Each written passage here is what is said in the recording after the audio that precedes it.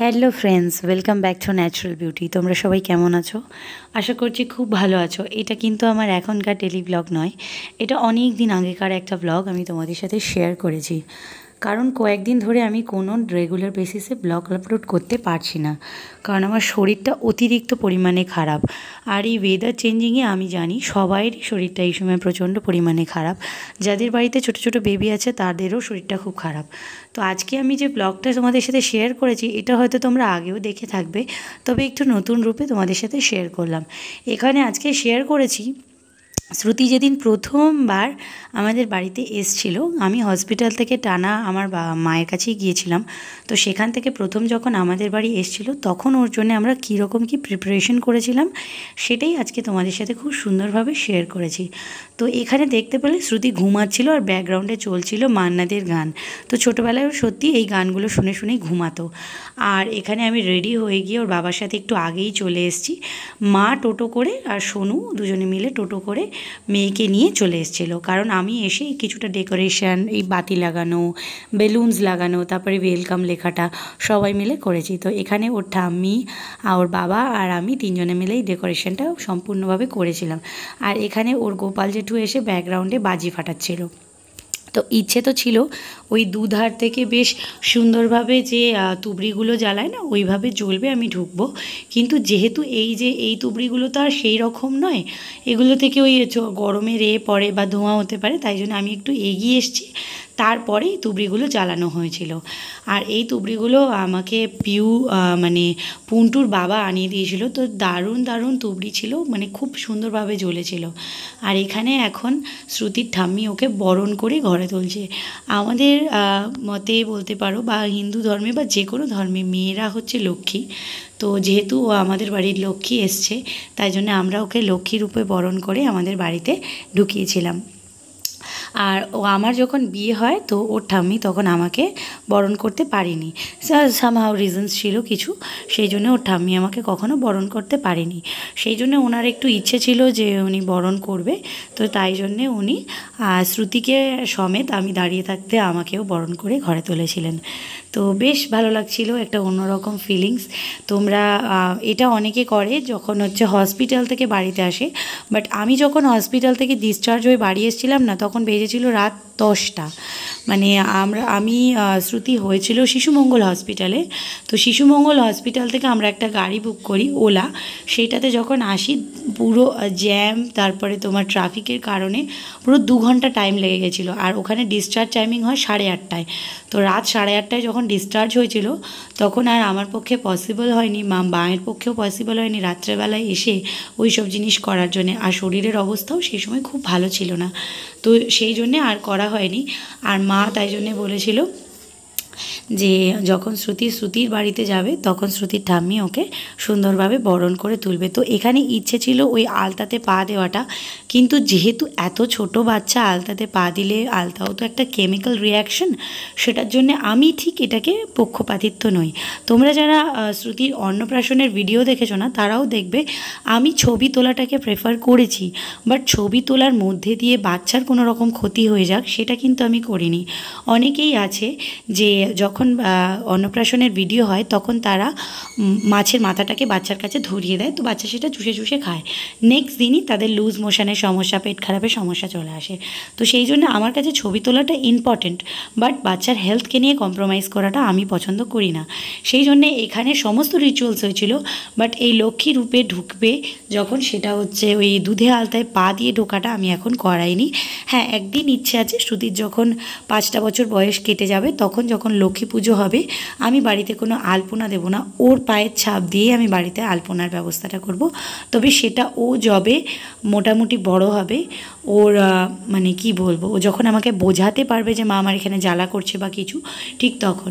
তো এখানে আমরা একটা ছোট্ট করে এরকম ফুলের রাস্তা বানিয়েছিলাম, যে প্রথমবার পা দিয়ে হেঁটে ঢুকবে।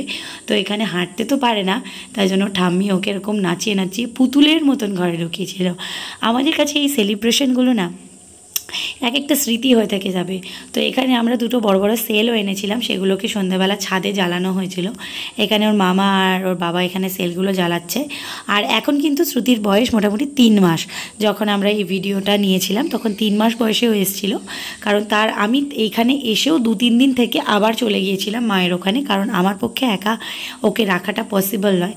তো যেটা বলছিলাম যে বাচ্চার হেলথ নিয়ে আমি কোনো রকম কম্প্রোমাইজ করি না। তো এখানে সুন্দরভাবে বাজি পোড়ানোর পরে মায়ের ইচ্ছা ছিল, আমার মায়ের ইচ্ছা ছিল একটু হরিলুট দেবে। তো তাই জন্যে আমাদের ঠাকুরের ওখানে ওকে নিয়ে গিয়ে আমার শাশুড়ি মা মানে শ্রুতির ঠাম্মি ওকে শুইয়ে দিয়েছিল আমাদের ঠাকুরের কাছে, কারণ ওনার জন্যেই আমরা ওকে আজকে পেয়েছি। তো তাই জন্যে ওকে ওখানে শুইয়ে দিয়েছিল যে তোমার কাছ থেকেই আমরা ওকে পেয়েছি, তুমি দেখো। তো যাই হোক, ওকে ওরকম শুইয়ে দেওয়ার পরে আমার মা দিয়েছিল হরিলুট। আর তখন কিন্তু ডিসেম্বর মাস, মানে শ্রুতি হয়েছে অক্টোবরে, এটা কিন্তু ডিসেম্বর মাস নাগাদ। তো ডিসেম্বর মাসে মানে ভালোই ঠান্ডা পড়ে, কিন্তু আমরা যেহেতু ছবি টবি তুলতে হবে আমরা কেউ সোয়েটার পরিনি। তো এখানে সোনু একমাত্র সোয়েটার পরে আছে, শ্রুতি সোয়েটার পরে আছে।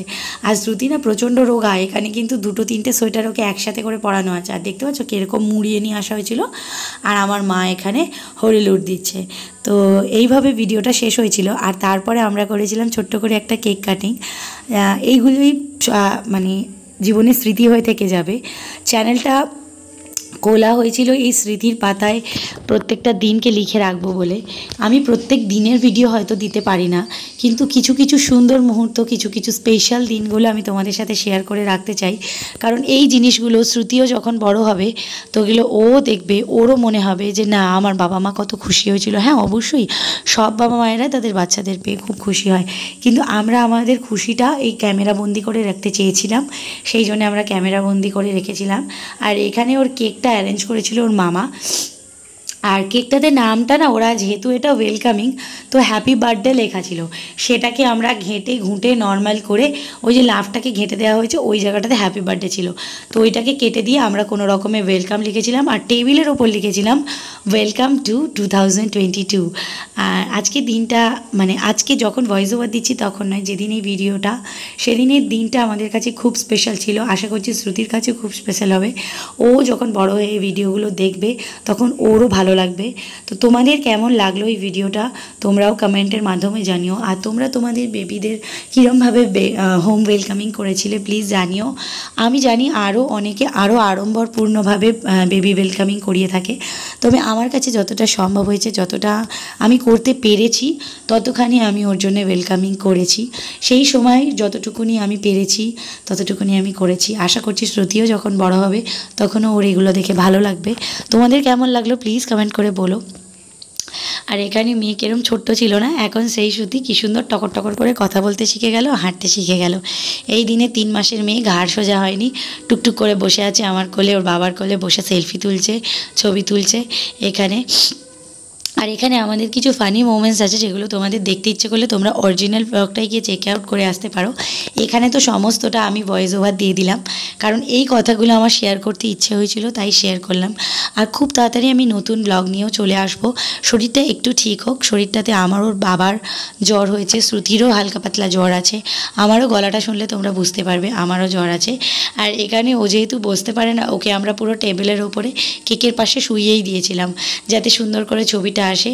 আর এখানে দেখো না কত সুন্দর। আর একটা কথা না বললেই নয়, সুমন আগে কোনো রকমভাবে সাজগোজ পছন্দ করতো না, কোনো রকম ভিডিওতেই না ও পাঞ্জাবি পরা বা অত সাজগোজ ও পছন্দ করতো না, কিন্তু এখন মেয়ে হবার পর থেকে না ও একটু কিছু হলেই স্পেশাল দিনগুলোতে যেহেতু মেয়েকে নিয়ে ছবি তোলা হবে, মেয়েকে নিয়ে একটা ভিডিও বানানো থাকবে না, সেই জন্যে ও মানে টুক করে গিয়ে একটা পাঞ্জাবি গলিয়ে চলে আসে। এমনকি রথের দিনও পাঞ্জাবি পরেছিল, মেয়ের আমাদের অ্যানিভার্সারির দিনও পাঞ্জাবি পরেছে। তো এখানে আমরা বেবি ওয়েলকামের জন্য খুব সুন্দরভাবে একটা কেক কাটিং করেছি। আর এই ক্যান্ডেলটা না মানে ফু দিলে নিভে যায়, আবার ধোঁয়া থেকে আবার জ্বলে ওঠে। যাই হোক, যেহেতু অনেক ধোঁয়া ছিল আমরা এটা তুলে দিলাম। আর এখানে সোনুর একটা জিনিস খুব মানে আমরা কেক কাটার নেশায় এরকম করে শ্রুতিকে হেলিয়েছিলাম, কিন্তু ওর মামা এতটাই মানে এত বাচ্চা হয়েও এতটা কেয়ারফুল ছিল যে ওর মাথাটা দেখো এখানে বেঁকে যাচ্ছে বলে ও আবার হাত দিয়ে সোজা করে দিচ্ছে। তো সবাইয়ের প্রতি এই ভালোবাসা, এই ছোট ছোট ভালোবাসাগুলো ক্যামেরাবন্দি করে রাখতে আজকে খুব ভালো লাগলো। তোমাদের কেমন লাগলো প্লিজ